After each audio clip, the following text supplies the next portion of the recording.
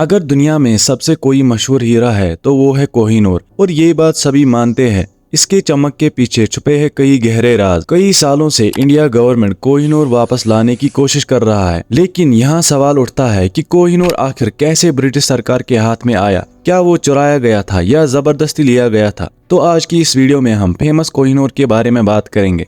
Give it back to India. I don't see why an Indian child from India has to travel all the way to the UK to look at it and just pay for it. Renewed calls for the return of the famous Kohinoor diamond. In October, India's foreign ministry said that the government has been raised, which is the Kohinoor. पहले अगर हम कोहिनूर के origin के बारे में बात करें, कोहिनूर असल में आया कहां से था, इस पे कई थ्योरीज है। कोहिनूर पहले कहां देखा गया?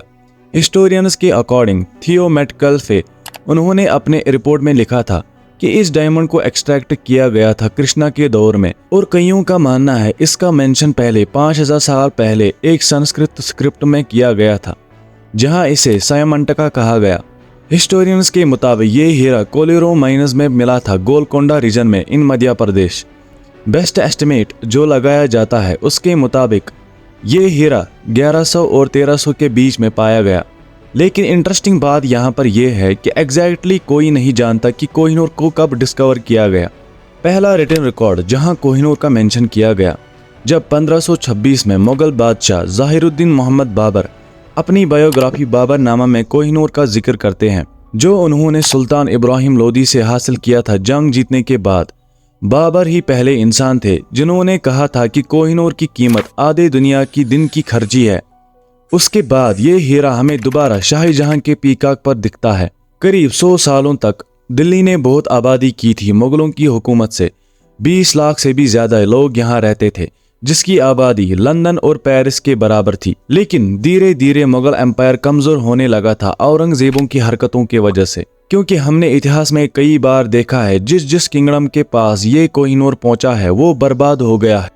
साल 1739 में नादिर शाह मुगलों पर हमला करते हैं उनकी दौलत को देखकर, और उनका खजाना लूट कर वापस पर्शिया चला जाता है, जिसमें कोहिनूर भी शामिल होता है। जब नादिर शाह और मोहम्मद शाह, जो कि मुगल एम्पायर के बादशाह थे, अपने टर्बन एक्सचेंज करते हैं एक ट्रेडिशन के मुताबिक, तो मोहम्मद शाह के टर्बन से कोहिनूर गिरता है, जिसको देखकर नादिर शाह कहते हैं कोहिनूर, एक पर्शियन वर्ड जिसका मतलब होता है माउंटेन ऑफ लाइट।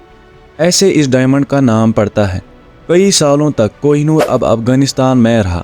1747 में जब नादिर शाह के अपने ही एक सिपाही उन्हें मार डालते हैं, यहाँ पे भी बात होती है उस श्राप की जो कोहिनूर पे लगाया गया है, क्योंकि हम धीरे धीरे देखते हैं नादिर शाह और उनकी सल्तनत आपस में ही लड़ना शुरू करते हैं। शुजा शाह दुरानी, जो तैमूर शाह दुरानी के बेटे थे, उनकी वाइफ वफा बेगम ने कहा था, अगर एक ताकतवर आदमी 4 पत्थरों को 4 दिशाओं में फेंके, नॉर्थ, साउथ, ईस्ट और वेस्ट, और 5वें पत्थर को हवा में फेंके, इन 5 पत्थरों के बीच में जो जगह है उस सारी जगह को आप सोने से भी भर दो, तब भी उस सोने की कीमत कोहिनूर के बराबर नहीं होगी।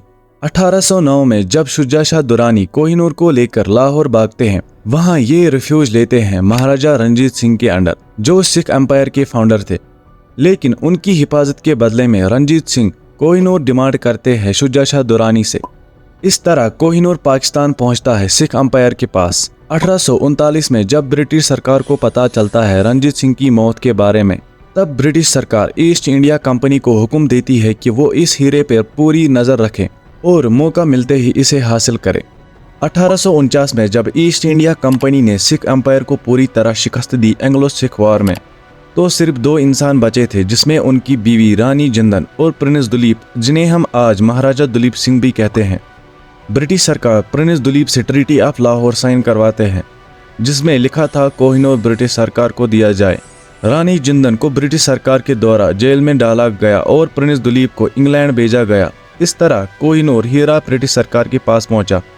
अब हीरा हासिल करने के बाद इनको डर था उस श्राप का, जो श्राप कहता है सिर्फ औरतें कोहिनूर की मालिक बन सकते हैं। ब्रिटिश सरकार फैसला करता है कोहिनूर के मालिक सिर्फ औरतें बनेंगी, इसलिए हम देखते हैं तब से कोहिनूर के मालिक राजा महाराजाओं की पत्नियां बनी हैं। अब सवाल उठता है, अगर इंग्लैंड कोहिनूर को वापस करता है तो कौन से मुल्क को असली हकदार माना जाएगा? क्योंकि 2000 में अफगानिस्तान ने कहा कि वो कोहिनूर को वापस चाहते हैं। 2016 में भी पाकिस्तान ने डिमांड की थी कोहिनूर की, लेकिन रंजीत कुमार का कहना है कि ना ही कोहिनूर को चुराया गया, ना जबरदस्ती से लिया गया। तो दोस्तों आपको क्या लगता है, अगर कोहिनूर को कभी ब्रिटिश सरकार वापस करता है तो कौन सा मुल्क को इसका असली हकदार माना जाएगा? आप कमेंट्स में नीचे बता सकते हैं। तो आज के वीडियो को यही ख़त्म करते हैं। उम्मीद है ये वीडियो आपको पसंद आई होगी। जाने से पहले हमारे चैनल को सब्सक्राइब ज़रूर करें, ऐसे वीडियो हम लाते रहेंगे। Thanks for watching.